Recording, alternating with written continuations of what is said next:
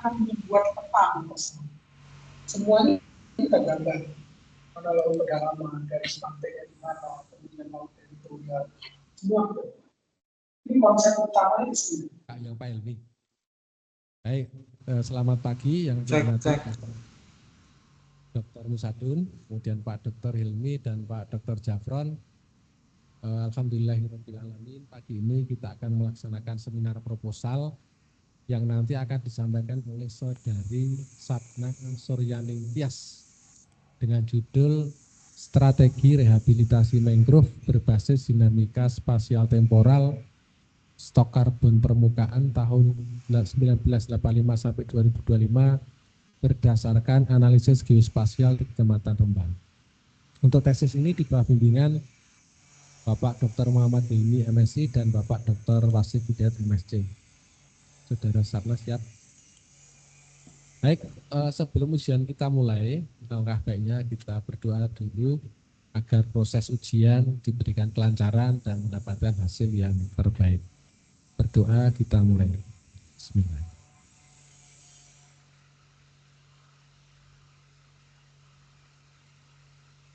Selesai.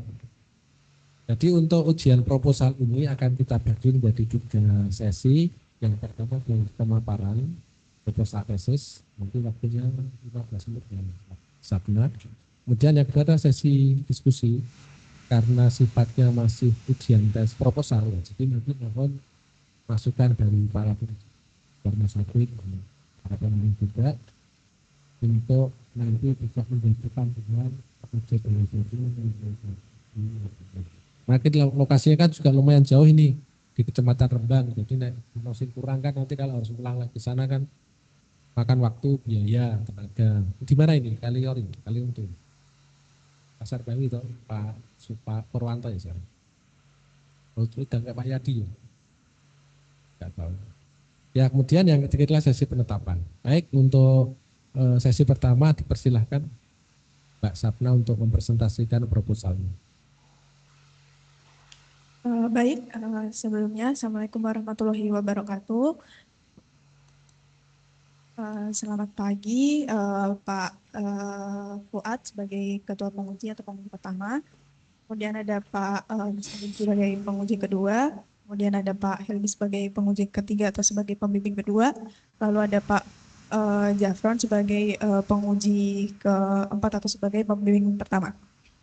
Di sini saya akan mempresentasikan tentang proposal tesis saya dengan judul Strategi Rehabilitasi Mangrove Berbasis Dinamika Spasiotemporal Stok Karbon Permukaan tahun 1985 sampai 2025 berdasarkan analisis geospasial di Kecamatan Rembang. Penelitian ini dilatar belakangi oleh mangrove ini kan adalah tumbuhan yang hidupnya di zona yang terpengaruh oleh pasang surut, artinya yang terpengaruh oleh salinitas atau air garam. Nah, vegetasi ini memiliki fungsi yang sangat penting bagi ekologis dan maupun untuk manusia sebagai ekonomis, yaitu termasuk sebagai penahan abrasi, pemecah gelombang, pemecah arus, yang ada sebagai habitat biota dan juga sebagai penyerap karbon. Nah, di Indonesia sendiri itu memiliki sekitar 20% luas mangrove dari 20% dari luas mangrove di dunia atau sekitar 61,5% dari luas mangrove di Asia Tenggara dengan keanekaragamannya yang tinggi hingga mencapai 243 jenis mangrove yang dapat ditemukan di Indonesia. Namun tekanan lingkungan yang berasal dari faktor alami maupun faktor antropogenik ini menyebabkan degradasi mangrove yang tercatat pada tahun 2009 hingga 2019 itu degradasinya mencapai 182,91 hektar. Salah satu mangrove yang bisa ditemukan di Indonesia ini salah satunya ada di Kecamatan Rembang. Nah, sejak tahun 1960-an di Rembang, yaitu khususnya di Pasar Banggi, itu telah dilakukan rehabilitasi mangrove yang dilakukan oleh masyarakat lokal. Namun faktor degradasi ekosistem akibat kegiatan manusia seperti alih fungsi lahan mangrove menjadi lahan tambak ikan maupun tambak garam itu masih sangat tinggi yang terjadi di ketiga desa yang saling berdekatan yang di Kecamatan Rembang, yaitu mencakup Desa Kabongan Lor, Tireman, dan juga Desa Pasar Bagi pada beberapa dekade terakhir. Nah, untuk teknologi penginderaan jauh ini dapat memetakan tutupan mangrove termasuk stok karbon secara spasial temporal dengan akurasinya yang tinggi meskipun data stok karbon berkelanjutan ini masih terbatas terutama di wilayah Rembang. Kemudian untuk pendekatan rehabilitasi mangrove untuk saat ini itu kebanyakan masih seragam, yaitu hanya mempertimbangkan jenisnya saja tanpa memperhatikan kondisi lokalnya itu sendiri. Sehingga di sini analisis SWOT yang berbasis peta stok karbon ini dapat menjadi instrumen yang strategis untuk merencanakan rehabilitasi mangrove yang berkelanjutan. Lalu untuk rumusan masalah dari penelitian ini itu yang pertama, bagaimana nilai penting vegetasi mangrove di wilayah pesisir Rembang. Kemudian yang kedua, bagaimana dinamika perubahan stok karbon mangrove atau above ground carbon mangrove di Rembang secara spasial temporal dari tahun 1985 hingga 2025 berdasarkan analisis digital. Lalu yang ketiga, apa saja strategi rehabilitasi mangrove yang perlu dilakukan untuk restorasi ekologi mangrove berkelanjutan. Untuk tujuan penelitian ini itu yang pertama yaitu mengkaji nilai penting vegetasi mangrove existing berdasarkan analisis indeks nilai penting. Lalu yang kedua menganalisis dinamika spasio-temporal perubahan stok karbon mangrove di tahun 1985, 1995, 2005, 2016 dan juga 2025 berdasarkan analisis geospasial pengolahan digital citra satelit Landsat dan Sentinel-2. Lalu yang terakhir yaitu mengkaji strategi rehabilitasi vegetasi mangrove berbasis dinamika spasio-temporal stok karbon atas permukaan dan analisis SWOT untuk restorasi ekologi mangrove berkelanjutan. Manfaat dari penelitian ini itu sendiri yaitu yang pertama, kajian ini diharapkan dapat menjadi sumber informasi mengenai nilai penting tegakan mangrove, stok karbon permukaan mangrove dalam perspektif spasio-temporal kepada pemerintah daerah, peneliti, dan pemerhati lingkungan serta masyarakat di Rembang. Kajian ini juga diharapkan dapat mendukung referensi kepada pemerintah daerah, peneliti, dan pemerhati lingkungan dalam strategi rehabilitasi mangrove yang berkelanjutan di Rembang.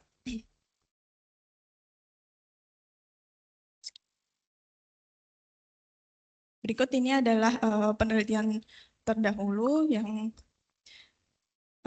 secara umum yang 20 penelitian terdahulu ini terkait dengan kajian strategi rehabilitasi mangrove dan stok karbon permukaan mangrove, khususnya di Rembang. Namun kajian terkait strategi rehabilitasi mangrove berbasis dinamika stok permukaan belum pernah dilakukan di sini. Lalu untuk materi dan metode, untuk alat yang digunakan itu ada GPS, rometer, tali rafia, aplikasi TRIS, kemudian ada buku identifikasi mangrove, alat tulis, kamera smartphone, termometer, refraktometer, pH meter, kuesioner, laptop, Microsoft Excel, dan software QGIS. Kemudian untuk datanya itu dibagi menjadi dua, itu ya ada data primer, itu yang mencakup data jenis pohon, jumlah jenis pohon, diameter pohon setinggi dada, kemudian ada data tinggi pohon, koordinat ground check, dan juga kualitas perairan. Untuk data sekundernya sendiri itu ada peta batas administrasi, kemudian ada data citra satelit dari Landsat dan juga Sentinel, dan juga data densitas tiap jenis mangrove.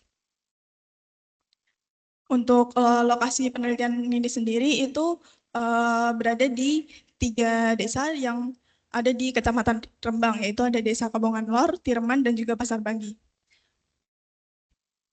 Kemudian diambil sebanyak 9 plot yang ada di Pasar Banggi, kemudian ada 6 plot di Tireman, dan juga 6 plot di Kabongan Lor yang dipilih pada kerapatan mangrove yang jarang, sedang, dan juga rapat berdasarkan analisis NDVI. Kemudian untuk data kuesioner ini dilakukan terhadap 30 responden yang dipilih berdasarkan pertimbangan pihak yang dianggap mengetahui atau key person. Kemudian untuk metode penelitian ini itu menggunakan metode deskriptif kuantitatif dengan analisis geospasial yang nantinya dapat memberikan gambaran pada suatu keadaan secara objektif dengan data numerik. Kemudian pendekatan ini juga dapat memberikan gambaran tren perubahan stok karbon pada ekosistem mangrove tahun 1985 hingga 2025 di Kecamatan Rembang. Lalu ada metode kualitatif juga ini untuk mendeskripsikan strategi rehabilitasi mangrove dengan analisis kuantitatif ini untuk analisis datanya. Berikut ini adalah diagram alir dari penelitian ini, yaitu yang pertama dilakukan studi literatur, kemudian pengumpulan data primer dan juga data sekunder.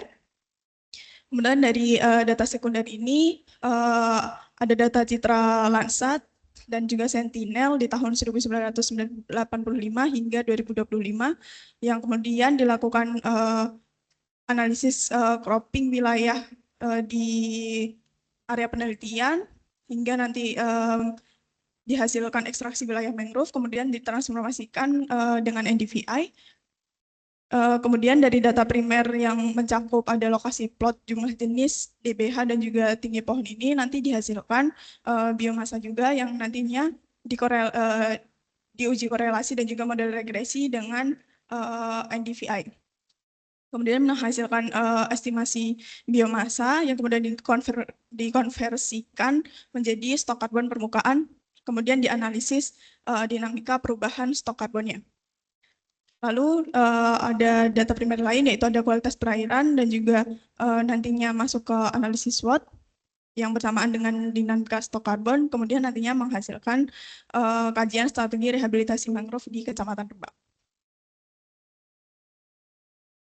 Berikut adalah pengumpulan data. Untuk data primer ada lokasi plot dengan total ada mohon maaf ini salah, ada 21 plot persegi yang berukuran 10 kali 10 dengan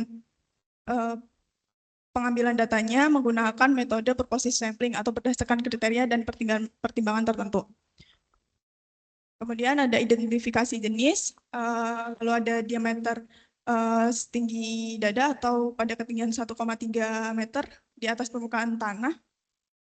Kemudian ada data tinggi pohon yang diambil menggunakan aplikasi TRIS pada jarak 10 meter dari pohon. Lalu ada data kualitas perairan yang mencakup suhu, salinitas, dan pH. Lalu data sekunder ini ada data citra satelit.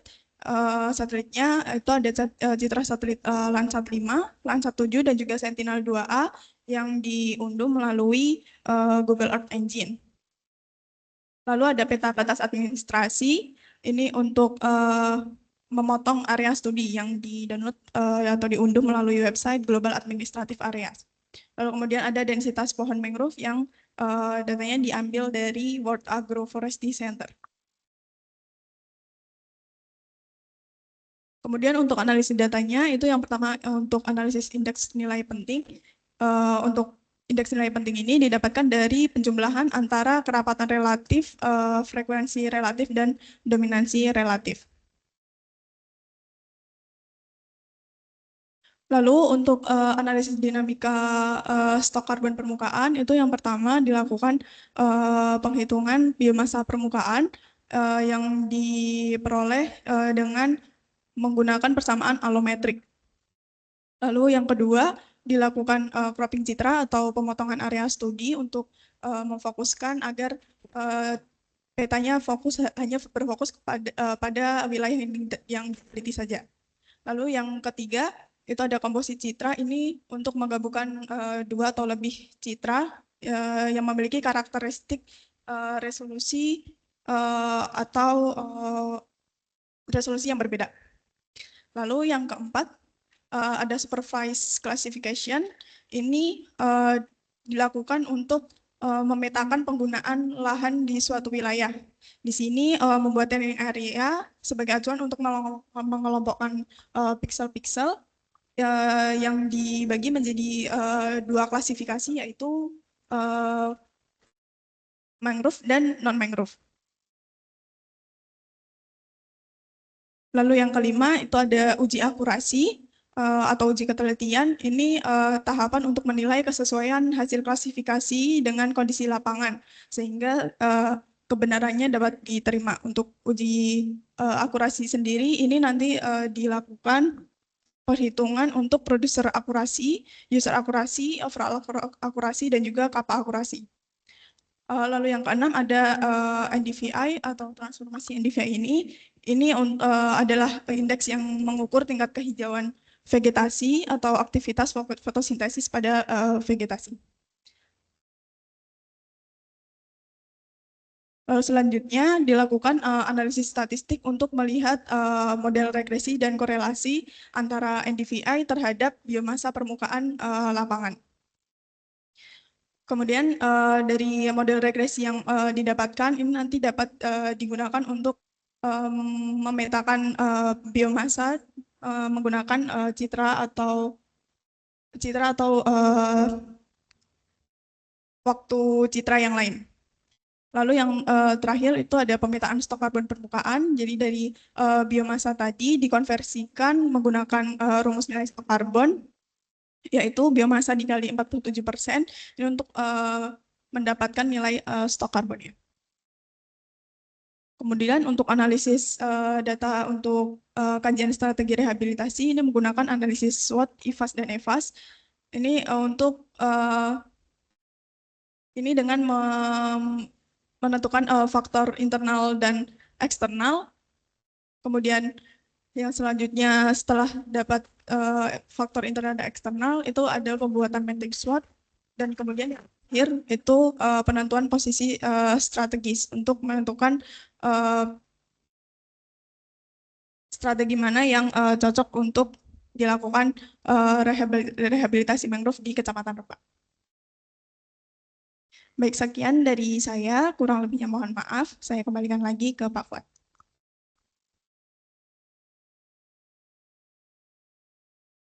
Demikian tadi untuk sesi pemaparan. Mungkin saya komentari dulu ya Mbak. Jadi kan ada presentasi itu kan ini ada dua audiens yang offline dan yang online. Nah Anda tadi presentasikan terus terang Anda hanya baca dari PPT. Anda malah ngadepnya ke sana. Di bahasa Jawanya apa? Diuntungi belakangnya. Nah sebaiknya Anda berdirinya di sana. Sebaiknya ya besok lagi ya. Jadi kita membaca juga kemampuan badanmu. Ya, jadi besok lagi diatur juga ya Nek. Blocking apa istilahnya. Nah itu ya Pak. Kemudian kita lanjut ke sesi diskusi. Saya dulu ya Pak. Saya. Oke. Sebagai ketua penguji saya tak pertama dulu untuk menguji. Mohon izin Pak Hilmi dan Pak Jafron. Yang pertama ini saya melihat dari judul Mbak. Strategi rehabilitasi mangrove. Berarti mangrove di sana kondisinya sekarang kondisi existingnya bagaimana? Kondisi existingnya bagus Pak, lumayan. Bagus. Ya, Nah kenapa harus direhabilitasi yang bagus? Karena ini kan kalau saya kan mengambilnya strategi rehabilitasi mangrove ini kan berbasis dinamika spatial temporal. Basisnya stok karbon ya? Ya, stok karbon. Peta. Nanti kan intinya kalau gitu mangrove-nya harus ditingkatkan untuk meningkatkan cadangan karbon di Rembang. Maksudnya gini, kan ada 3 itu karbon stok itu. Bisa di biomasa, bisa di nekromasa, atau di sedimen tanah. Nah, kalau strategi rehabilitasi mangrove, mestinya yang ditingkatkan karbon stok di mana? Di sedimen, biomasa, atau nekromasa.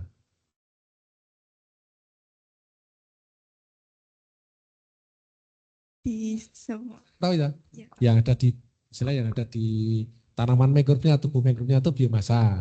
Nanti kalau daunnya gugur, rantainya patah, ada yang tumbang mati itu jadinya nekromasa, serasa.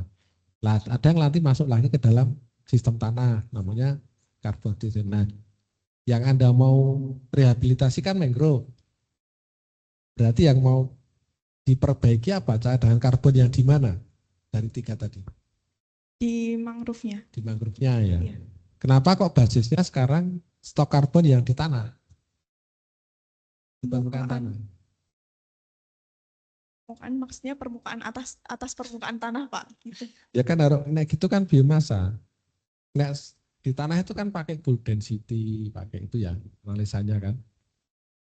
Nah ini nanti anak yang Anda analisis kan justru INP kan, dan berbasis dari citra satelit. Nah, itu berarti ini tolong diperjelas ya Mbak. Jadi mau direhabilitasikan ekosistem mangrove-nya kan, tanamannya toh. Nah basisnya apa ini berarti? Basisnya tadi katanya di permukaan tanah. Kan kemudian spasio-temporal. Spasio-temporalnya bagaimana? Yang dibedakan apa ini? Yang dibedakan dari eh, itu Pak, dari tutupannya. Enggak, Tutupan spasio mangrove-nya. itu apa, Mbak? Spasio-temporal. Spasio itu apa? Spasio itu kondisi dari Benar. Nah, temporal apa temporal? temporal itu secara waktu. Waktu, ya kan tadi tahun berapa? Lupa saja. 85 85, dan seterusnya. 95 Dan ya. spasialnya apa? Spasialnya. Dari tutupan mangrove-nya, Pak. Di mana kan Datanya. harus ada tempat kalau spasio itu. Iya. Kan Anda mengaji tiga desa atau berarti spasionya ya tiga desa tadi. Pasar Rebang. Di Tiram- Terus Tireman sama Kapungan Lor. ini masuk kecamatan Masuk Kecamatan Rembang semua. Rembang Timur ya. Ya, berarti nanti diperjelas ya Mbak ya. Iya. Nah, Mbak Sapna tahu nggak sih cara pengukuran karbon stok? Kita kan selalu bicarakan estimasi karbon stok. Kenapa kok ada kata estimasi mesti? Kalau dari sepemahaman saya, itu kemarin ada beberapa sumber referensi yang konversi dari biomasa ke stok karbonnya itu rumusnya berbeda. Ada yang mengatakan 50% dari biomasa itu nanti jadi stok karbon, ada yang saya pakai ini 47%. Estimasi itu apa? Gini misalnya gini. Belum pasti, Pak. Ya, belum pasti. Misalnya gini, saya mau penelitian jenis ikan yang ada di waduk Gajah Mungkur misalnya. Itu saya bilangnya estimasi populasi, jumlah spesies, jumlah gitu. Kenapa? Karena nggak pasti, kecuali kita lakukan sensus ya. Di sensus kan tahu semua ikan ditangkap, diiden, itu bukan estimasi. Estimasi itu hanya perkiraan. Jadi kita itu kalau mau beneran, itu kayak metode yang destruktif.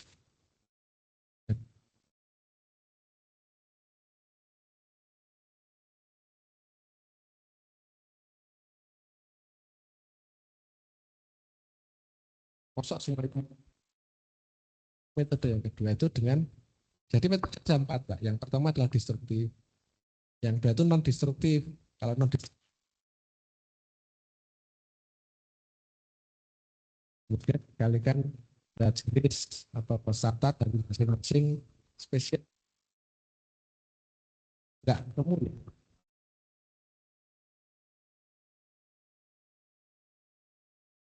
Ada, Pak, di halaman 39. Lewat Pak ya. 39 ya Mbak. Mana? Misalnya ada jenis ini Mbak, maksud saya gini. Oh, Rhizopora coronata ini berapa? Misalnya. itu 37, Pak. Avicennia marina misalnya berapa? Ini 7. Cuman 2 kok kan banyak itu. Coba Anda cari referensi. Iya, Pak. Itu kan nanti Itu susah. Anda kan belum tahu yang mau ditemukan di sana jenis apa. Apa Silocarpus, Bruguera. Ini banyak nih, ada Bruguera, Silocarpus, Zoneracia. Rhizopora itu kan ada 3 kan, Coronata, Apiculata, sama Stylosa. Nah, nanti itu ada konstantanya beda itu. Iya, Coba Pak. Anda cek referensi itu banyak kok. Mas Arif Rahman Halim yang Gumil terus Deal itu penelitian itu juga. Kakak kelasmu di Kalteng juga S1-nya. Arif Rahman Halim. Iya, Pak. Kemarin Itu nyari ini untuk densitasnya itu susah banget, Pak. Dari World Agroforestry-nya itu juga webnya error terus. Jadi cuma dapat yang non destruktif kalau itu ya yang kita melakukan dengan dua metode ya, non destruktif dan citra satelit. Terakhir dengan pemodelan. Nah nanti tolong ditambahkan ya, sekaligus saya sampaikan juga. Kemudian yang ketiga, Mbak Sapna itu kalau buat alinea kok panjang-panjang ya. Contoh halaman pertamamu ya, latar belakang itu satu halaman lebih itu, ya kan? Alinea itu betul Mbak, pokok pikiran kan, yang dilengkapi kalimat, yang isinya kalimat utama dan kalimat tambahan. Nah, ini kan apa bener ini? Atau misalnya gini, kalau saya baca ya, dari mangrove merupakan tumbuhan sampai Castillo et al. Ini, ya kan yang ini sudah nggak bicara masalah mangrove lagi, maksudnya masalah bisa dipisahin. Salah satu fungsi terpenting penyimpanan karbon kan bisa dipisah misalnya. Ada satu statement yang menurut saya menarik. Ekosistem mangrove mampu menyimpan karbon 3 kali lebih banyak daripada ekosistem yang lain. Kenapa sih ini bisa kayak ini? Jadi penting ini kalau berarti kan kita kalau benar ini kan harus mengkonservasi mangrove kalau ini. Kenapa alasannya? Saya ingin tahu. Karena di mangrove itu untuk jika ada daun yang jatuh, serasa yang jatuh itu nanti biomasanya juga disimpan di karbon. Artinya kan pengaruhnya pada pasang surut toh. Ya. Ya. Oke.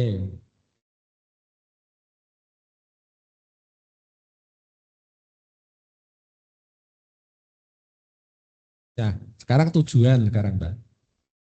Mengkaji nilai penting. Oke lah, bisa dipahami. Nah, nilai penting mangrove itu kan mangrove itu tahu ya namanya habitus ya.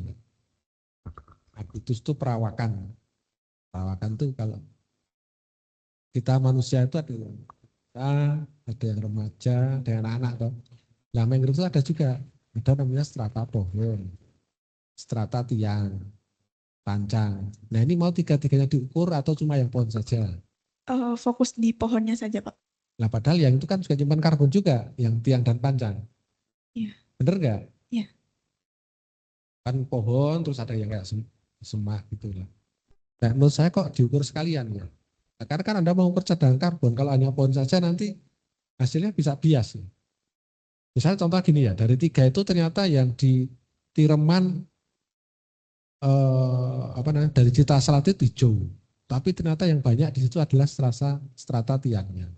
Sementara yang di Pasar Banggi hijau juga, tapi yang banyak pohonnya. Ini sebagai validasi dari Citra Selatan itu kan, untuk distribusi itu. Kalau satelit kan yang kelihatan cuma tutupan kanopi ya, benar nggak? Kan kita nggak tahu jenisnya apa kan. Nah, padahal nanti antar jenis saja jumlah perawakan gitu. Tapi pohon tiang pancangnya itu yang bisa membedakan kalau seperti mungkin ya. Saya akan mau mendalami tentang itu. Jadi menurut saya yang banyak ya dihitung tiga-tiganya saja. Ya. Yang tiang, pancang, sama pohon. Dan itu juga menunjukkan nanti keberlangsungan spesies tadi Mbak. Kalau orang itu yang banyak, saya ada usia Anda sedikit, ini kan nanti saat tua-tua yang sudah nggak ada kan yang penerus kan nggak ada. Jadi itu menunjukkan apa namanya kesetaraan ekosistemnya nanti bisa berlangsung atau berlanjut. Dan tujuan ketiga sekarang mengkaji strategi rehabilitasi. Anda akan menggunakan hanya data yang Anda faktor IFAS ya. Iya. Yang mau dimasukkan data.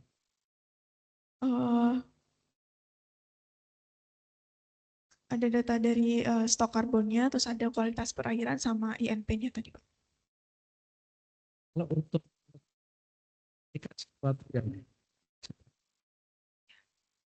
jadi itu kalau saya pahami ya, kalau kita hanya memasukkan INP, kualitas air, kemudian karbon stoknya, itu hanya faktor internal saja yang dimasukkan.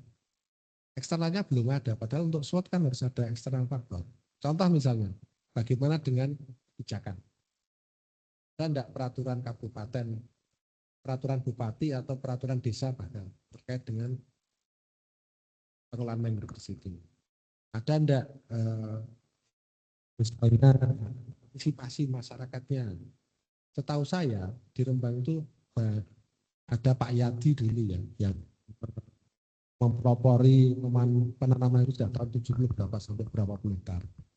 Terus ada kelompok-kelompok yang lain itu kan harusnya Anda tanya juga untuk faktor EVAS. Kemudian ada regulasi, aturan-aturan yang relevan.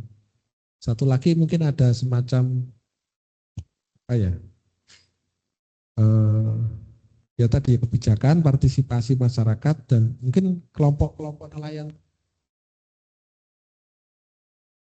Itu harus Anda tanya juga itu. Maka perlu kuesioner di sini nanti ya. Iya Pak, ini udah ada Ya, kuesioner. nah itu untuk siapa itu yang Anda buat itu? Ini nanti ditujukannya itu ada ke nelayan, petambak, terus ada aparat desa, terus ada anggota dari Pok Darwis, dari ASN dari pemerintah daerah juga. Sama semua ya kuesionernya? Pertanyaan sama itu satu itu aja. Iya Pak. Nah tentunya kan menurut saya harus beda. Mungkin yang di stakeholders misalnya dari Dinas Lingkungan Hidup atau Dinas Kelautan Perikanan ya, itu tentunya pertanyaannya kan beda dengan masyarakat biasa. Logikanya ya, kan lebih ke arah bagaimana kebijakan. Atau mungkin kalau yang ke stakeholders tadi misalnya pemerintah daerah itu pakai wawancara mendalam, bukan kuesioner yang modelnya tertutup seperti itu. Itu kan cuma tinggal nyentang terus setuju gitu ya, setengah setuju, setuju atau Iya tidak Pak. gitu. Iya, iya. Setuju, sangat tidak setuju. Nah untuk yang tadi, misalnya Anda tanya kepala dinas kelautan perikanan atau kepala dinas lingkungan hidup, tentunya harus wawancara yang mendalam bentuknya. Tidak hanya seperti itu. Itu nanti Anda masukkan ke faktor eksternal, EVAS-nya. Jadi EVAS itu harus diisi, kalau hanya isinya ke EVAS semua. Oke, saya lanjut lagi ya Mbak. Baik Pak.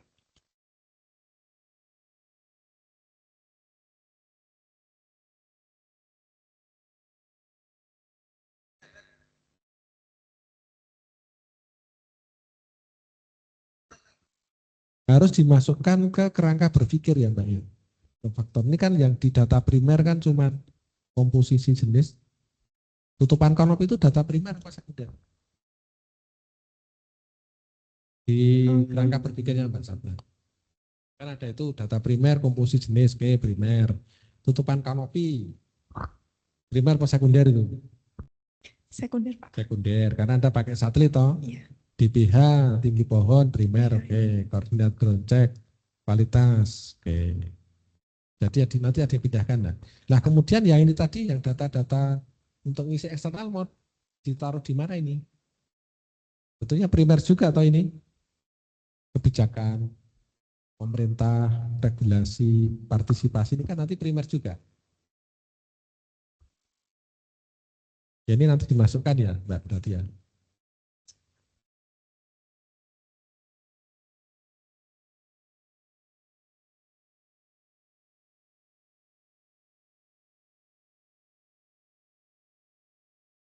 Kemudian di tinjauan pustaka Mbak,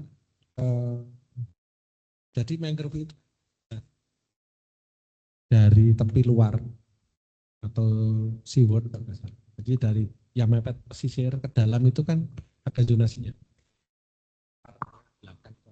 Itu perlu nggak kira-kira kalau dimasukkan ke pustaka? Maksudnya gini, yang ada di Rembang nanti seperti apa zonasinya, tepi luar, tengah, dalam itu terkait dengan tadi tutupan kanopi ya, karena kan carbon stocknya Anda kan pakai kanopi dan juga setelah dihitung pakai rumus halometrik itu apakah ada perbedaan kan antara tepi luar, tengah, dan dalam.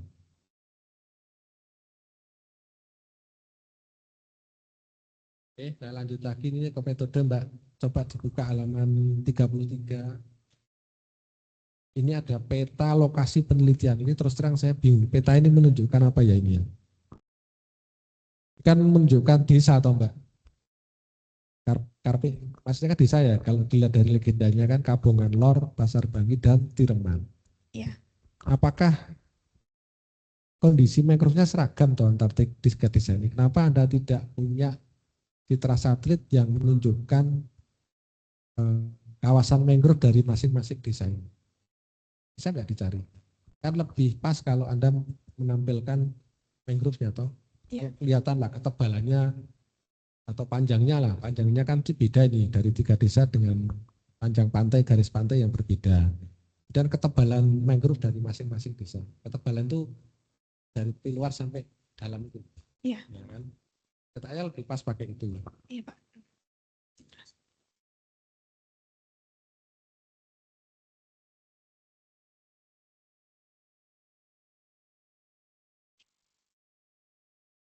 Dari saya kira cukup.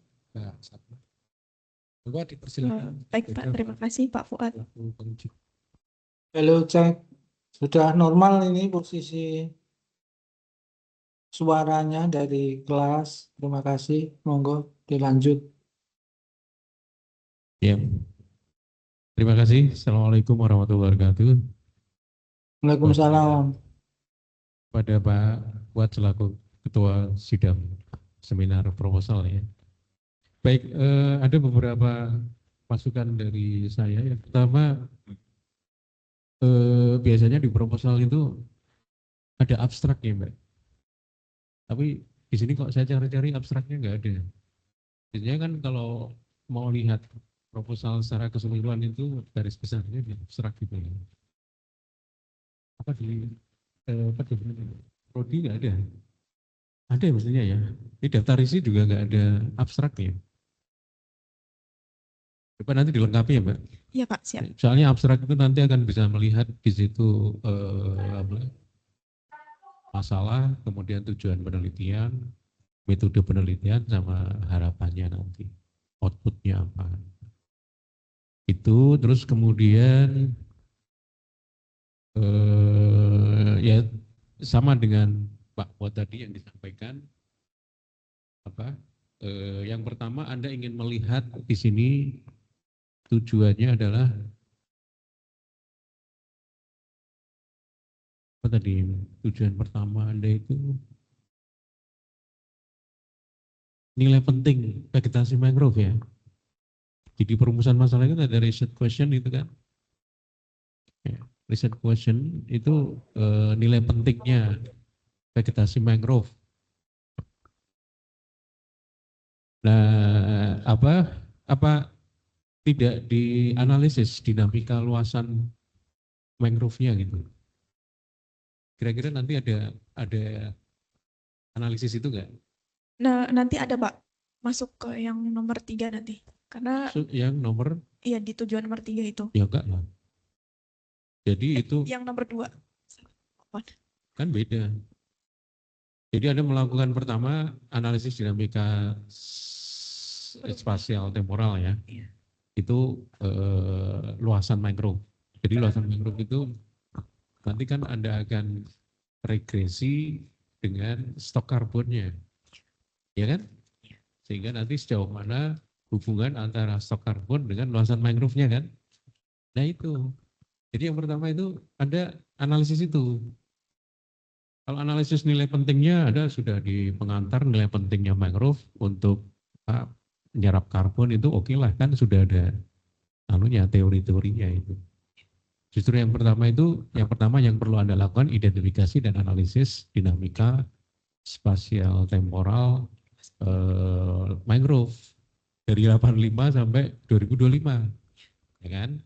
Baru kemudian analisis temporal spasial stok karbonnya. Berarti nanti stok karbon itu Anda analisis dari 85 sampai 2025. Iya, nanti dilihat perbedaannya dari 85 ke 95 itu perbedaan ada akumulasi atau Maksudnya 85 kan data-datanya 85, 95, 2005, 2016 sama 2025 kan? Iya. Itu ada datanya di situ. Kalau data untuk data sekundernya nggak ada, Pak. Soalnya nanti kan tadi disampaikan Pak Muat Anda coba karena ini rehabilitasi mangrove-nya ya, jadi pohon mangrove-nya. Makanya tadi harus ditegaskan lagi biomasanya atau daun-daunnya yang membusuk itu, Iya. ya, yang lepas dari pohon mangrove-nya. Ini kan tubuh pohon mangrove-nya. Iya. Terus yang lepas dari pohon mangrove-nya. Iya. Terus yang sudah hancur di sedimennya itu kan. Iya. Nah ini yang dari 3 itu mana yang nanti akan Anda lihat stoknya gitu loh. Ya, Pohon. nanti kalau bahwa tadi kan harusnya batang mangrove-nya kan, nanti kerapatan, kemudian jenis mangrove-nya itu kan juga mempengaruhi gitu. Iya. Jadi stok biomasa mangrove ya. Iya. Berarti stok biomasa mangrove nanti jumlah perluasan mangrove-nya asumsinya berapa, makanya tadi sifatnya kan tidak pasti kan. Iya. Jadi setiap luasan sekian meter persegi misalnya itu ada berapa batang. Dengan kerapatan segini ada berapa batang, jenis mangrove-nya apa. Nah dari jenis mangrove-nya itu Anda asumsikan rata-rata misalnya diameter batangnya segini, jadi biomasa karbonnya nanti yang bisa menyerap itu berapa gitu. Itu kan maksudnya? Nah itu maksudnya. Nah nanti tinggal di analisis regresi sejauh mana pengaruh luasan mangrove itu terhadap stok biomasa tadi. Nah, baru ketemu di situ pengaruhnya. Jadi setiap kali penambahan meter persegi mangrove nanti mempengaruhi stok karbon berapa di biomasanya. Sehingga produksi karbon di 3 desa itu kira-kira berapa, jadi butuh luasan mangrove berapa. Nah, itu yang direhabilitasi. Itu. Enggak, makanya kerangka pikirnya kan seperti itu. Itu ya Mbak. Iya, Pak. Jadi nanti diperbaiki tahapan-tahapan itunya, analisisnya gitu ya.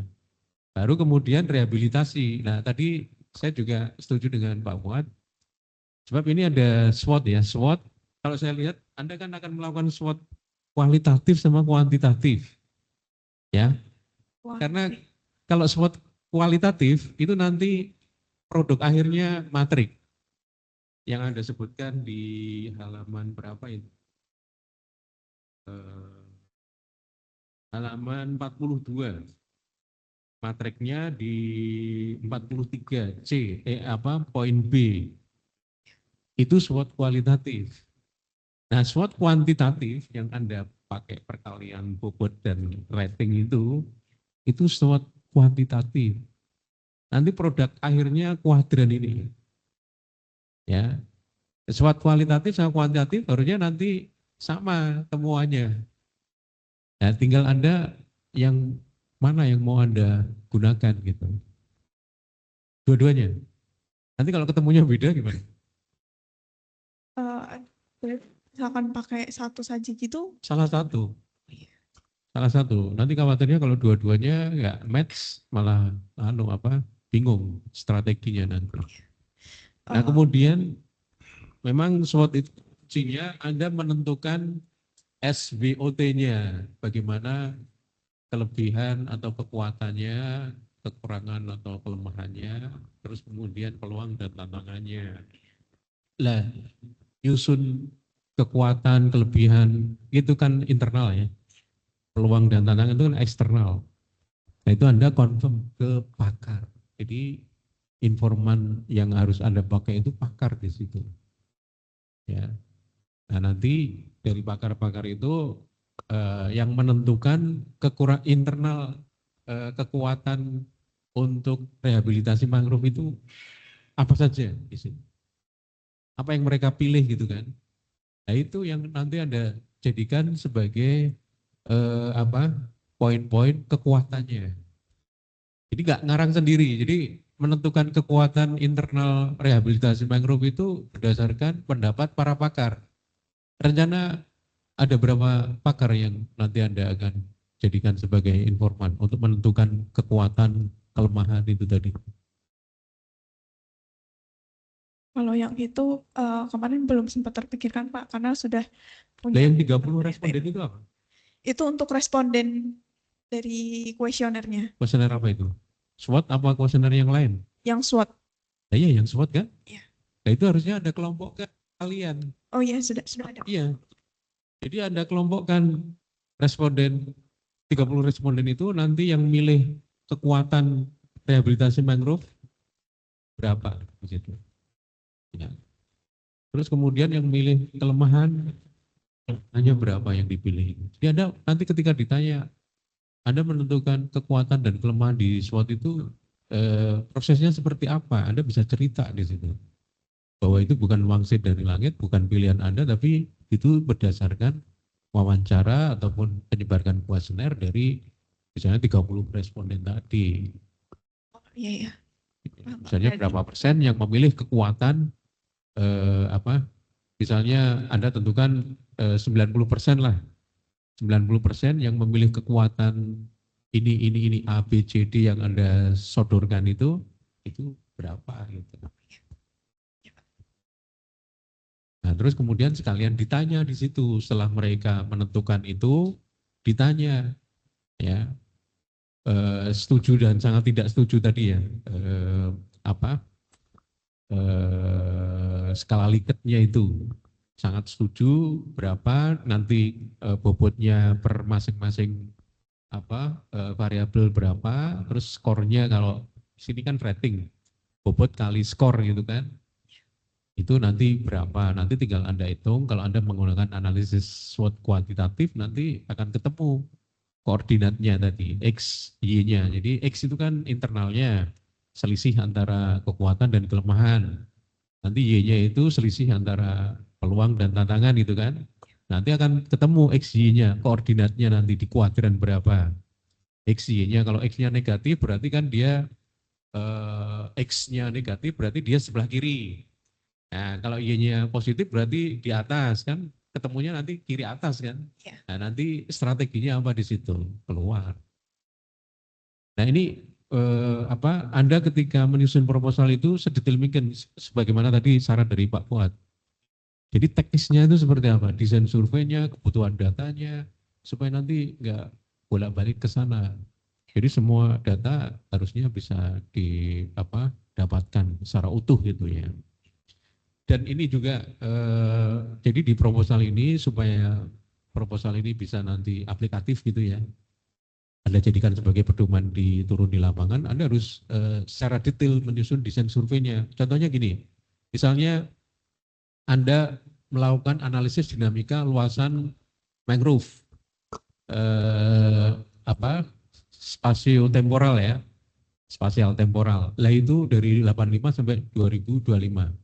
Nah, yang Anda akan lihat di situ, itu apakah nanti Anda bisa mengidentifikasi luasan mangrove-nya itu, terus bisa mengidentifikasi jenis-jenis mangrove-nya, ya kerapatannya, terus kemudian diameter, karena yang Anda butuhkan dari stok biomasa kan diameter, ketinggian, terus kemudian bagaimana karakter jenis mangrove-nya gitu kan.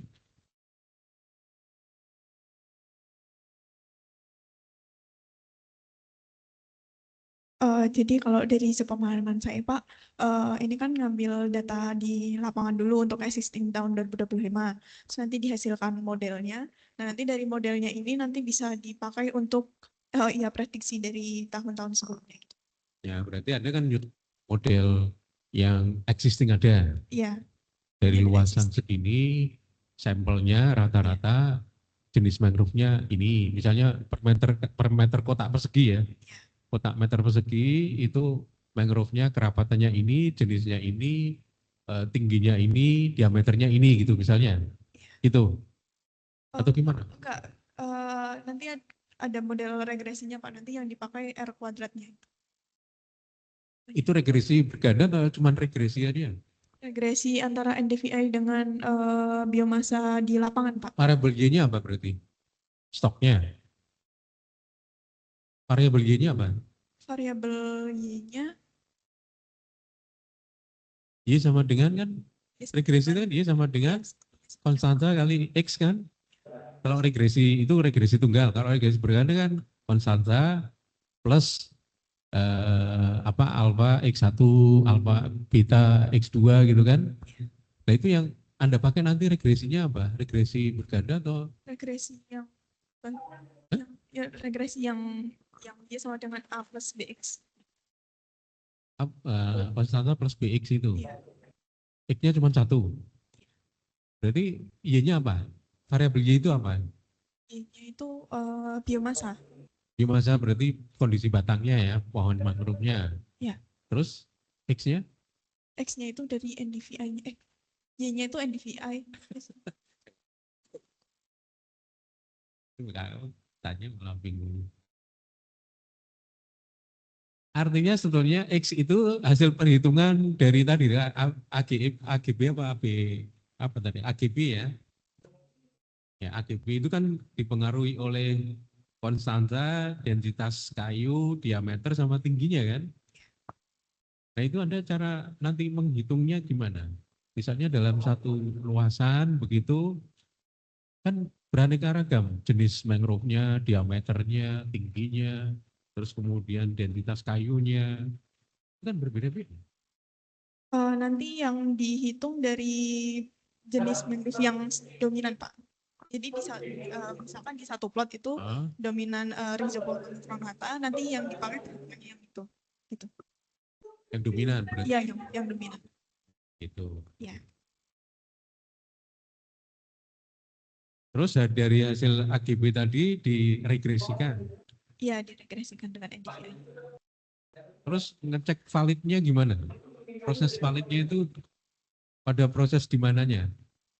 Nanti ada analisis korelasinya, Pak, antara dari NDVI dan Hasil AGB AGB dan NDVI. diregresikan, terus nanti dikorelasikan lagi.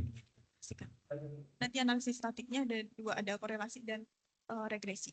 Untuk analisis validasi itu nanti yang Anda ambil sampelnya AGB tadi itu berapa titik? Ada 21. 21. 21 itu 21, Pak. 21 itu kan masih apa masih belum apa jelas ya. Artinya 21 titik itu ketika Anda mengambil sampel kotaknya berapa ukurannya? Meter persegi atau 10 kali 10 meter. 10 kali 10 berarti 100 ya. Iya. 100 meter persegi. 100 meter persegi itu kan kita belum jelas. Misalnya titik A titik 1 gitu ya. Kan ada 21 titik 1 dia didominasi oleh diameter sekian, jenisnya apa gitu kan misalnya. Tingginya sekian gitu nanti. Nanti pemilihan untuk plotnya itu berdasarkan ini, Pak, tutupan kanopinya itu dari yang jarang, sedang, dan juga lebat. Itu 7 jarak sedang. Ya. Itu gimana menentukan itu? Iya. Berarti 7 titik jarang, 7 titik sedang, atau 21 titik jarang, 21 titik gimana? Dari 21 itu ada yang jarang, ada yang sedang, ada yang lebat. Bagi rata. Tergantung nanti di lokasi, Pak.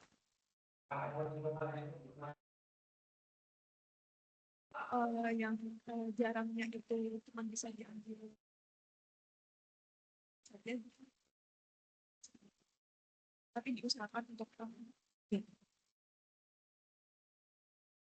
Berapa itu? Kalau tidak salah itu apa,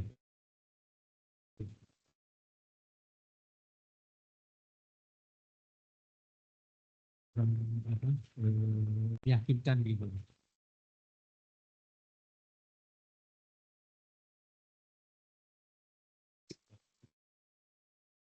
Atau ditentukan ini kan Anda sudah tahu dari pasar mangrove di situ itu mana yang kerapatannya jarang, sedang dan tinggi kerapatannya kan tahu itu zona-zona kawasannya. Terus nanti Anda tentukan begitu atau gimana? Tentukannya nanti dilihat dari NDVI dulu. PK dulu di NDVI, dan tinggal di titik-titikin.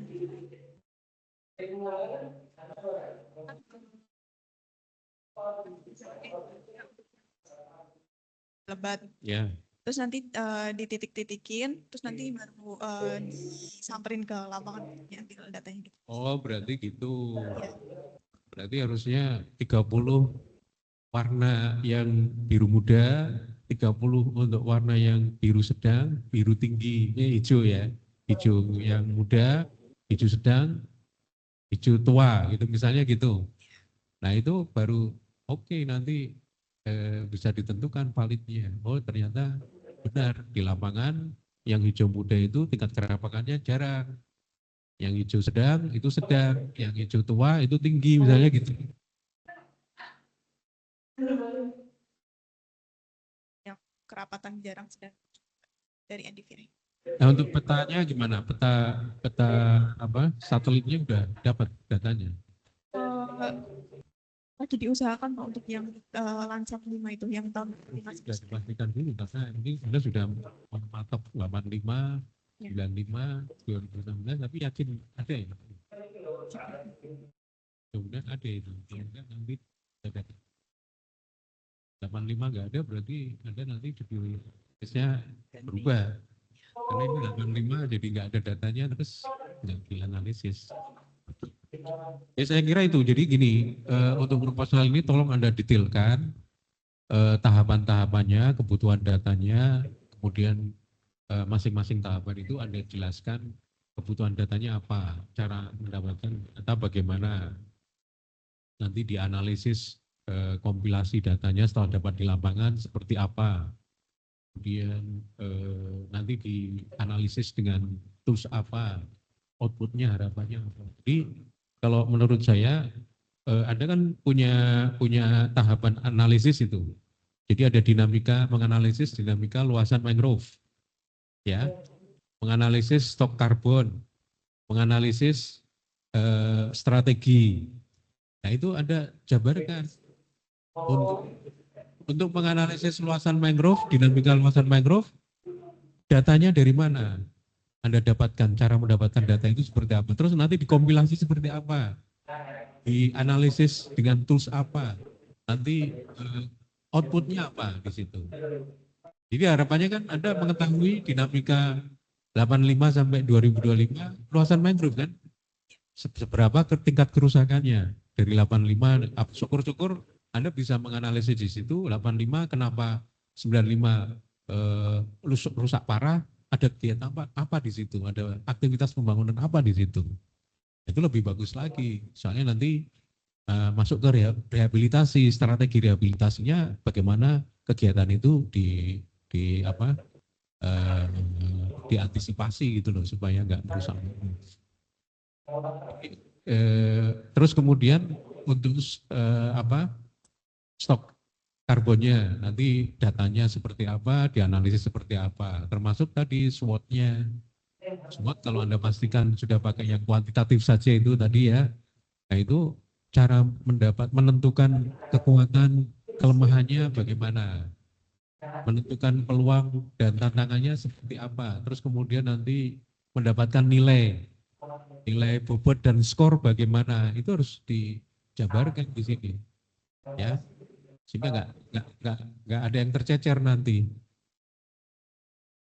Sehingga nanti harapannya Anda sudah punya bayangan kuadrannya itu nanti kira-kira seperti apa. Ya, Ya Pak. saya kira dari saya itu Pak, terima kasih.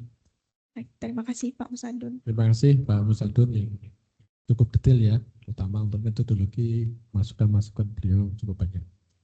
Kita masuk ke penguji ketiga atau pembimbing kedua, kami Dr. Muhammad Hirni. Silakan Pak Hirni. Baik, terima kasih Pak Fuad. Assalamualaikum warahmatullahi wabarakatuh. Waalaikumsalam.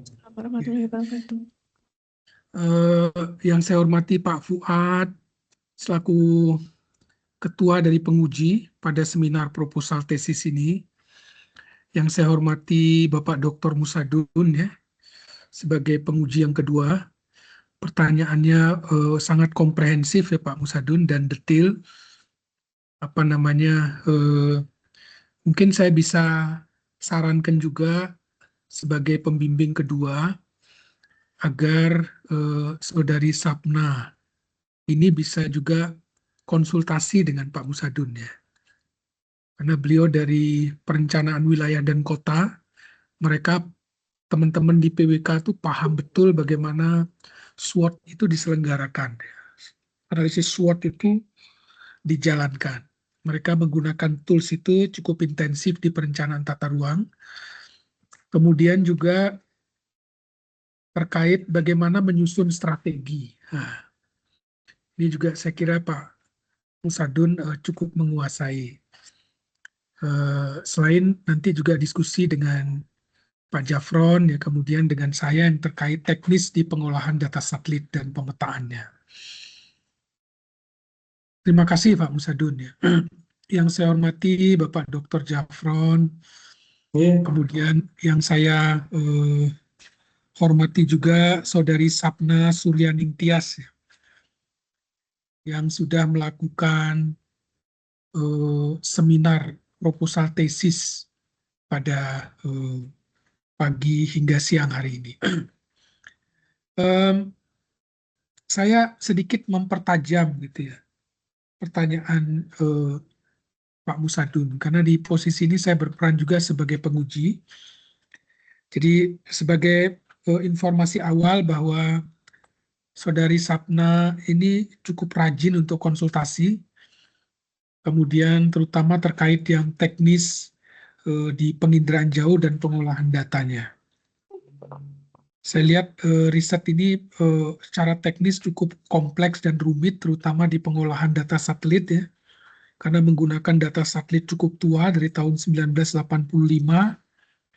dibuat periode sekian tahunan gitu ya, sampai 2025. Di lapangan juga pengukurannya cukup berat ya, jadi melakukan pengukuran diameter batang, kemudian identifikasi jenis spesies, kemudian tinggi pohon gitu ya, pada luasan plot 10 kali 10 atau 20 kali 20 meter di lapangan. Ya lumayan juga. Selain itu juga harus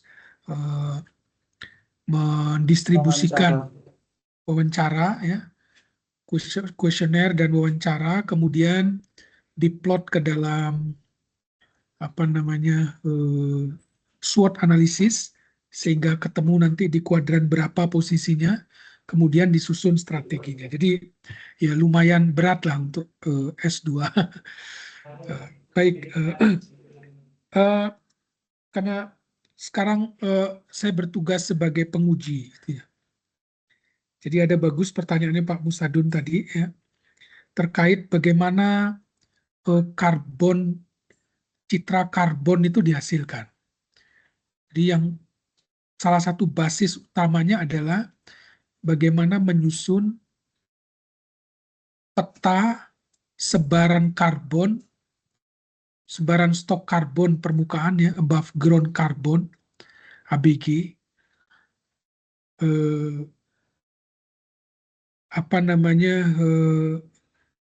dipetakan, kemudian dibuat time series, kemudian disusun untuk melihat perubahannya.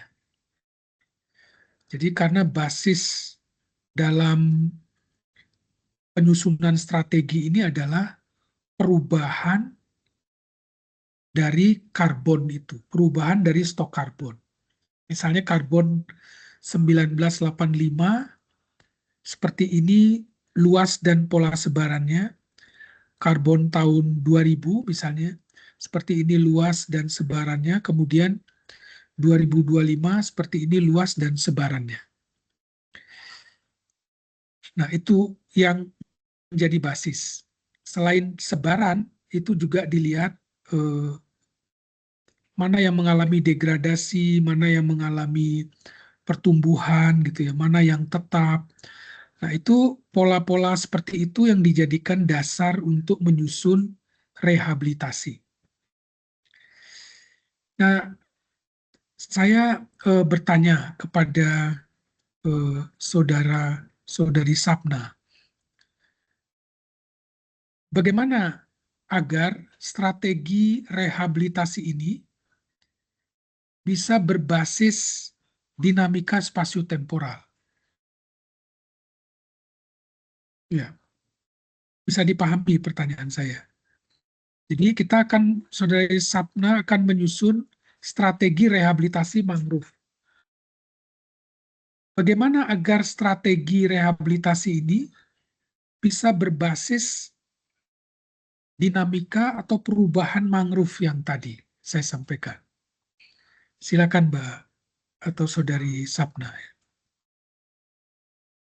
Baik Pak Helmi, saya izin untuk menjawab dari sepemahaman saya dari peta perubahan stok karbon ininya nanti itu kan nanti ada 3 klasifikasi, ada yang berubah, ada yang berkurang, ada yang tetap dan juga ada yang bertambah. Nah, dari strategi rehabilitasi ini nanti diharapkannya untuk peta stok karbonnya ini nanti bisa sebagai basis zona rehabilitasinya.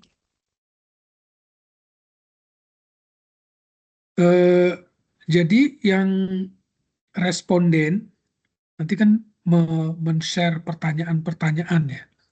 Ada yang pilihan, pertanyaannya berupa tanya jawab ya, pertanyaan terbuka dan tertutup dalam kuesioner.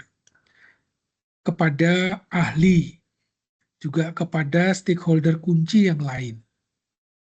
Nah ini bagaimana dia melihat, tadi saya sudah bisa menangkap berarti pertanyaan-pertanyaan terkait perubahan karbon ini harus disertakan di dalam kuesioner. Harus disertakan di dalam diskusi-diskusi yang dilakukan atau pertanyaan-pertanyaan atau pilihan-pilihan jawaban di dalam kuesioner dan pertanyaan wawancara itu. Sehingga konteks dinamika spasio-temporal stok karbon ini juga menjadi pertimbangan di dalam menyusun strategi. Nah, bagaimana caranya?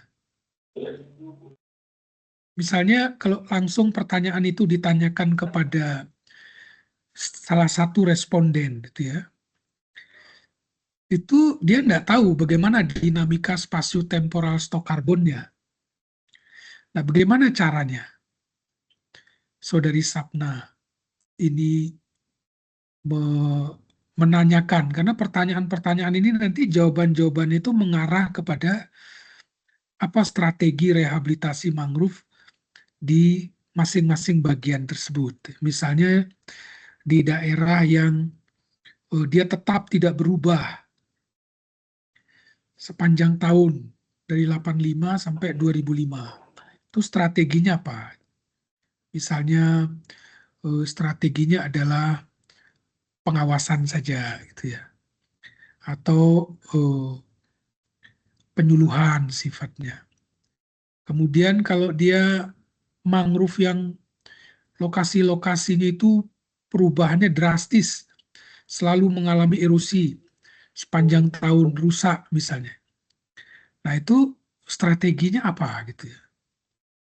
Kemudian ada daerah-daerah yang mengalami justru tidak hilang, justru tumbuh, mangrove-nya tumbuh. Nah apa strateginya? Kan itu sebetulnya basis dari penelitian ini. Nah bagaimana Saudari Sapna itu menyambungkan informasi hasil kajian dinamika spasio-temporal yang sudah dibuat ini kepada responden, sehingga dia bisa memberikan pilihan-pilihan atau menjawab pertanyaan-pertanyaan terkait strategi rehabilitasi tersebut. Bisa dipahami pertanyaannya ya, Saudari Sapna? Iya Pak, saya kira nanti untuk penyebaran kuesionernya itu menunggu analisis dinamika spasio-temporalnya ini selesai terlebih dahulu Pak. Jadi responden bisa melihat terlebih dahulu untuk perubahan stok karbon di tahun 1985 hingga 2025 ini. Kemudian kalau dari saya itu kalau mungkin ke situ menurut saya nanti bisa ditambahkan di pertanyaan terbuka Pak terkait eh, di zona yang stok karbonnya itu menurun atau menghilang itu nanti dari responden itu dapat mengusulkan untuk diberikan strategi seperti apa seperti itu Pak. Ya, bagus. Artinya jawabannya tepat gitu ya, bahwa kita harus menyelesaikan dulu analisis dinamika spasio-temporal itu. Jadi perubahan-perubahan, peta-peta perubahan mangrove itu nanti dibawa pada saat wawancara ya, wawancara dengan stakeholder kunci dan juga ahli gitu ya. Nah, itu juga dibawa, kemudian itu dijadikan dasar untuk menyusun pertanyaan-pertanyaan. Kalau saya lihat pertanyaan-pertanyaan sudah mengarah ke sana gitu ya. Tapi bagusnya karena pertanyaan itu dibuat sebelum peta spasio-temporalnya selesai, nanti pertanyaan-pertanyaan dalam kuesioner itu bisa diperbaiki atau direvisi kembali sehingga nanti tajam mengarah kepada strategi rehabilitasi yang memang benar-benar berbasis dinamika perubahan stok karbon ini. Kalau tidak, nanti dia jadi seperti analisis strategi biasa saja, tanpa ada peta ini. Justru yang membedakan strategi yang disusun ini dengan strategi rehabilitasi yang lain, strategi rehabilitasi ini berbasis perubahan spasio-temporal stok karbon. Nah, itu sebetulnya yang perlu diperkuat oleh saudara atau saudari Sapna. Baik, bagus sekali. Yang kedua, menarik tadi yang disampaikan Bapak Dr. Musadun. Sebetulnya yang diregresikan ini apa? Apakah nilai NDVI dengan diameter batang? Ataukah nilai NDVI dengan densitas kayu yang diturunkan dari jenis mangrove? Ataukah NDVI dengan tinggi pohon? Ataukah NDVI dengan above ground carbon? Silakan, Saudari Sapna. Baik Pak, untuk model regresinya nanti itu antara NDVI sebagai variabel independennya dan nilai biomasa permukaan atau above ground carbonnya sebagai variabel dependennya, Pak. Ya, betul. Jadi NDVI ini dibuat model regresi hanya dengan above ground carbon ya, atau biomasa karbon dari vegetasi ini. Bukan dengan diameter batang, densitas kayu, atau tinggi pohon. Nah, kemudian bagaimana dapat above ground carbon ini? Kita kan perlu above ground carbon untuk dibuat model regresi dengan NDVI. Dari mana dapat angka above ground carbon ini? Untuk mendapatkan above ground karbonnya itu nanti diperhitungkan dulu untuk above ground biomass-nya dulu Pak. Itu dengan perhitungan persamaan alometrik yang menggunakan densitas kayu, diameter pohon, dan juga tinggi pohon Pak. Ya, jadi data diameter batang, kemudian densitas kayu yang diturunkan dari jenis atau spesies mangrove dominan, dan tinggi pohon ini menjadi input di dalam pembuatan atau perhitungan biomasa atau perhitungan stok karbon ini. Jadi densitas kayu, kemudian diameter batang dan tinggi pohon ini jadi input saja untuk menghitung above ground carbon atau biomasa karbon di mangrove itu. Setelah dapat biomasa, itu kemudian dibuat regresi dengan NDVI. Ya, bagus. Jadi sudah bisa dijawab. Kemudian yang ketiga, pertanyaan saya, regresinya itu, model regresinya, linier, sederhana, atau regresi berganda? Linear sederhana Pak. Ya, bagus. Jadi regresinya linier sederhana. Kenapa? Karena variabelnya satu, yaitu biomasa. dihubungkan dengan NDVI. Ya. Bagus, jadi bisa terjawab. Kalau misalnya variabelnya 3, misalnya diameter batang, jenis mangrove, tinggi pohon dengan NDVI, nah ini bisa regresi berganda. Jadi diameter sendiri ditambah dengan variabel jenis mangrove, ditambah dengan variabel tinggi pohon. Masing-masing dihubungkan dengan NDVI. Itu regresi linear sederhana. Setelah itu digabung.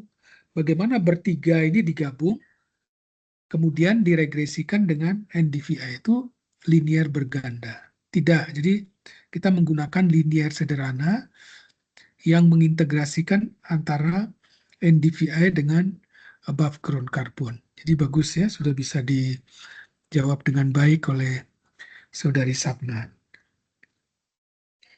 Nah, kemudian sebetulnya strategi yang kita akan susun ini strategi rehabilitasi mangrove. Ya, sudah dinyatakan pada tesis ini dengan komprehensif. Jadi strategi rehabilitasi mangrove. Jadi hanya mangrove. Ya. Nah, kira-kira menurut pandangan atau persepsi Sapna saat ini, itu seperti apa strategi rehabilitasi mangrove yang kemungkinan muncul? Jadi Saudari Sapna kan sudah melihat lokasi, ya, sudah mulai proses download data satelit gitu ya, tapi belum sampai stok karbon, itu yang saya tahu. Nah, kira-kira bisa diberikan gambaran nggak? Biar punya orientasi, kira-kira bentuk strategi-strateginya ini apa ini?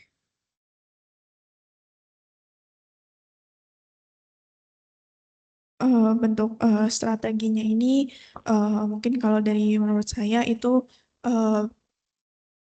penanaman mangrove-nya nanti itu berdasarkan dengan tadi catatan historis dari mangrove-nya itu sendiri untuk lokasinya.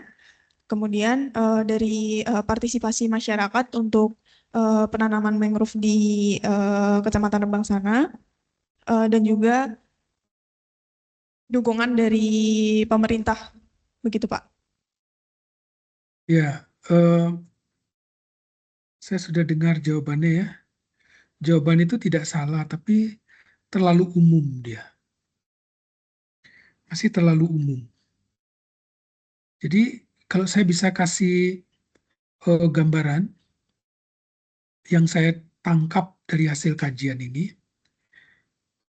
ini strateginya harus dibagi menjadi 3 bagian. Satu strategi di wilayah mangrove yang stabil secara spasio-temporal.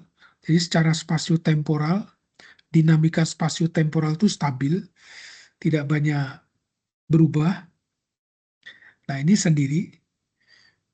Kemudian di daerah yang mengalami dinamika spasio-temporal yang tinggi, nah itu strateginya sendiri juga. Kemudian di daerah yang mengalami spasio-temporal yang rendah. Gitu. Jadi dia perubahannya tidak terlalu besar. Nah ini sendiri. Kemudian nanti bisa dipilah lagi. Yang perubahan besar ini bisa dibagi 2. Yang positif, itu artinya yang mangrove justru tumbuh pesat di sana. Nah itu strateginya berbeda. Dengan yang wilayahnya area itu mangrove-nya terdegradasi. Nah itu strateginya pasti berbeda. Nah karena itu di setiap segmen yang berbeda dari hasil peta yang dihasilkan tadi itu harus turun strategi-strategi yang berbeda. Jadi tidak bisa satu set strategi, tapi kelompokkan dulu wilayahnya.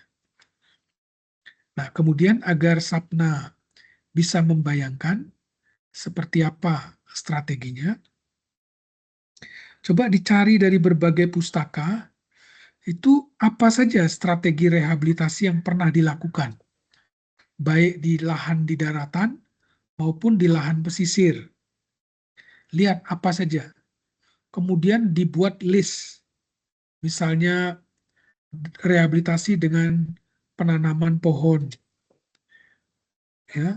Kemudian rehabilitasi dengan penyulaman, misalnya. Kemudian pembinaan kelompok masyarakat, misalnya. Jadi semua strategi ini diambil, diadopsi, kemudian ditulis apa strategi dan apa yang dilakukan. Dibuat 2 kolom, 1 nomor, kolom pertama itu adalah apa strateginya, kemudian apa yang mungkin dilakukan pada strategi itu, gitu ya. Nah, ini dibuat daftar yang panjang sehingga saudara Sapna itu punya referensi strategi-strategi yang pernah dilakukan dengan komprehensif. Nanti strategi-strategi itu bisa didiskusikan gitu ya dengan pakar ataupun dengan stakeholder kunci, key person yang diwawancarai.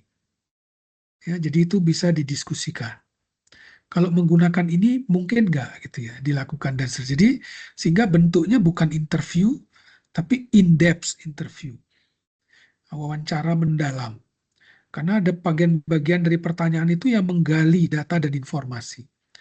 Jadi ada satu pertanyaan kita dijawab, kemudian kita tunjukkan peta, pertanyaan lebih mendalam, kita diskusikan lagi dan seterusnya sehingga kita dapat jawaban-jawaban yang sesuai dengan yang kita perlukan.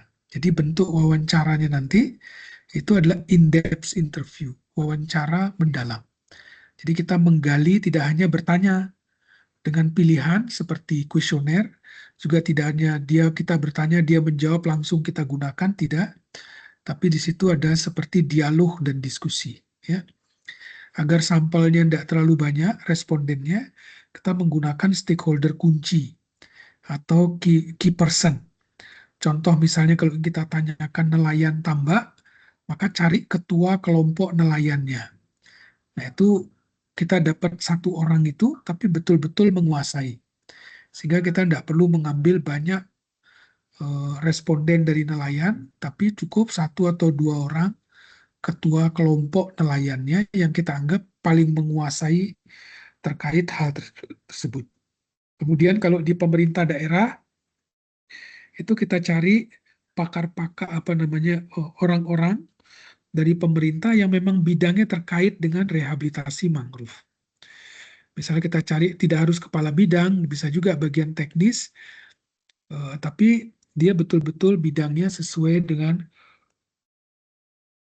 atau menguasai tentang rehabilitasi mangrove ini. Kalau mencari pakar, juga cari pakar-pakar yang memang punya background perencanaan atau penyusunan strategi dan memahami tentang mangrove. Pak Jafron saya kira banyak bimbingan ya dan penelitiannya terkait mangrove bisa masuk sebagai bagian dari pakar tersebut.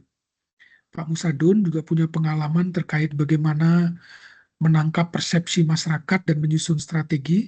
Nah itu juga sangat bisa menjadi responden dari pakar. Nah, kira-kira itu masukan, saran, dan beberapa pertanyaan dari saya. Saya kembalikan ke Pak Fuad. Saya ucapkan sekali lagi selamat Saudari Sapna atas ujian seminar proposal tesis pada pagi hingga siang hari ini. Terima kasih. Oke, terima kasih Pak Ilmi yang sudah memberikan arahan untuk penyempurnaan dari proposal Saudari Sapna. Terakhir ini kami suwun Pak Dr. Jafron selaku pembimbing 1. Dipersilahkan Pak Jafron. Terima kasih Pak Fuad. Yang kita hormati Prof. Helmi, juga Pak Musadun, Pak Fuad. Terima kasih sudah bisa berkenan hadir semuanya.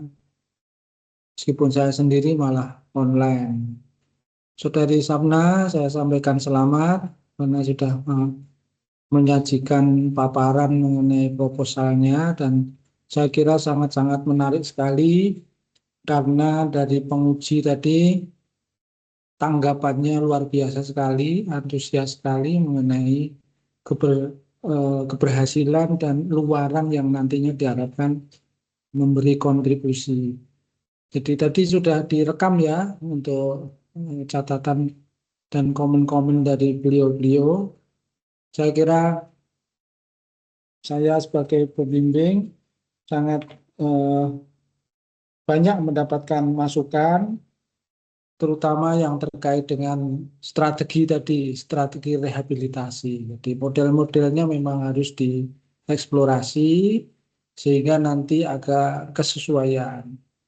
Kemudian yang tadi masih ada tantangan tadi yaitu berkenaan dengan beberapa pengelompokan.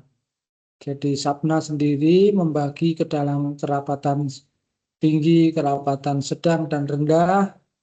Kemudian Prof. Helmi juga mengelompokkan pada bagian yang lain, artinya ada yang sangat rentan, ada yang sedang, dan ada yang natural atau kontrol alami seperti itu.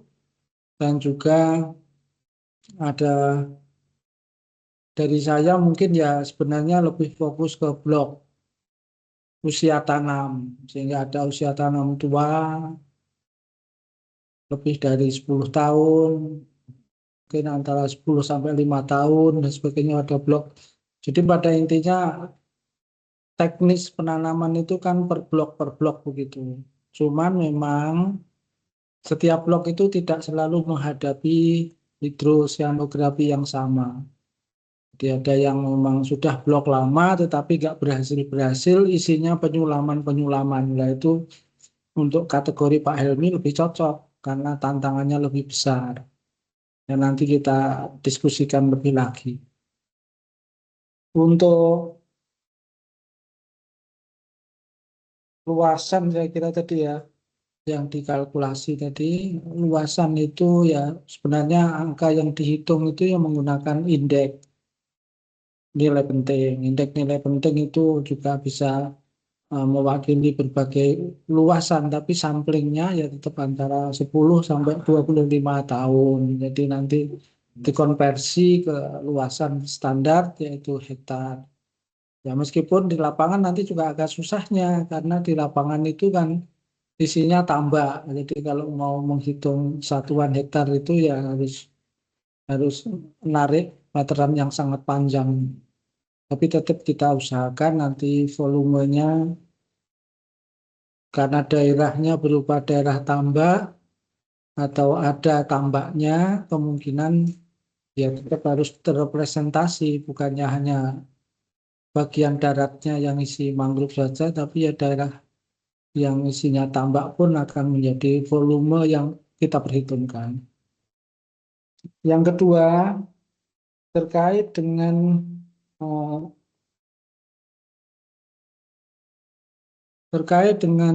kondisi di lapangan. Tadi saya sudah sampaikan ke Sapna untuk mengidentifikasi aktivitas-aktivitas, kondisi-kondisi lapangan yang sudah berlangsung, terutama dari tahun 1985. Jadi nanti tetap akan mewarnai dari simulasi yang akan dibangun. Jadi itu juga akan menjadi gambaran apakah skema atau simulasi yang dibangun itu realistis dengan fakta yang ada di lapangan, dan ini dari catatan-catatan yang mungkin sudah ada. Dari mahasiswa saya dulu di sana juga rombongan besar ke Kaliori ya. Kaliori itu nama lain ya, nama lain dari salah satu kawasan itu. Itu juga mengukur beberapa parameter vegetasi, sehingga itu juga ada baiknya dijadikan sandaran atau referensi. Tapi yang perlu saya sampaikan ya sedikit guyon ya, di situ itu banyak truk-truk mangkal. Jadi kalau ada mahasiswa yang ke sana kok cantik-cantik itu nanti dikira rombongan baru. Nah, jadi dulu mahasiswa paling cantik kita kerjanya di sana. Jadi wah, ini ada drop-dropan baru ya, itu. Jadi nanti harus ditemani ya. Jadi biar nggak disengin. Jadi untuk jenisnya saya kira above ground itu ya tidak hanya jenis dominan ya semua. Jadi semua harus dihitung. Kemudian nanti akan dicari NDVI-nya untuk masing-masing jenis bisa, atau secara akumulasi juga dimungkinkan. Jadi data-data tambahannya saya kira nanti dari wawancara, baik wawancara secara terbuka dengan menggunakan in-depth maupun wawancara yang sifatnya kuesioner. Saya kira ada tanggapan Mbak Sapna untuk beberapa poin yang saya sampaikan? Dari saya cukup, Pak. Perihal eh, pengukuran terhadap jenis-jenis dominan tadi, nanti gambaran atau apa yang akan dilakukan untuk konfirmasi akhir. Oh iya Pak, untuk yang semua jenis itu artinya untuk satu plot tetap semua jenis dihitung biomasanya gitu Pak, atau bagaimana? Iya, kalau menurut saya ya above ground itu ya lintas jenis, karena tidak perlu, ya bisa saja mengukur above ground dari suatu jenis, tapi kalau nanti berkenaan dengan peran dan fungsi ekosistem di lapangan, kemudian juga daya pertumbuhan dan kompetisi antar mereka juga sangat menentukan. Ya minor dari sisi stok karbon, suatu indikasi bahwa tanaman itu mungkin itu kalah bersaing, kalah nutrisi, kalah cahaya, perlu ruang tersendiri, tidak cocok dengan lumpur dan sebagainya, kan gitu narasinya kira-kira. Jadi nanti silahkan untuk dicermati kembali dari apa-apa yang saya sampaikan tadi. Jadi Mbak Sapna tadi juga cukup lugas untuk menjawab, sehingga sebagai respon ya bapak-bapak ini antusias, jadi mengembangkan termasuk parameter yang di lapangan, metode dan kajian komparatif dengan hasil dan penelitian yang lain menjadi lebih intens. Terima kasih Mas Agus, sudah Zoom-nya juga sudah mepet sekali, ini sudah kelihatan sekali. Dan saya kira dari saya sampaikan terima kasih kepada para penguji, Prof.